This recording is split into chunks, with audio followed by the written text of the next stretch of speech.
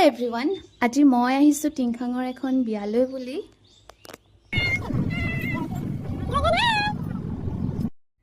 যিহেতু ইমান গৰম পৰিছে সেইকাৰণে আমি আইচক্ৰীম খাই খাই বুলি বিয়া ঘৰলৈ আহি আছোঁ। আৰু বিয়া ঘৰ পাবহি হ'ল আৰু ইফালে বিয়া ঘৰত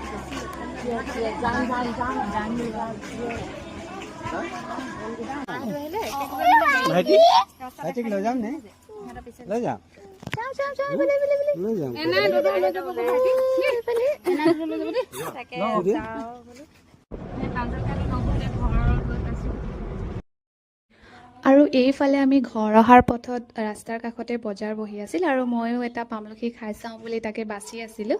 আৰু এইফালে বাহঁতে লৈ আছে শাক পাচলি।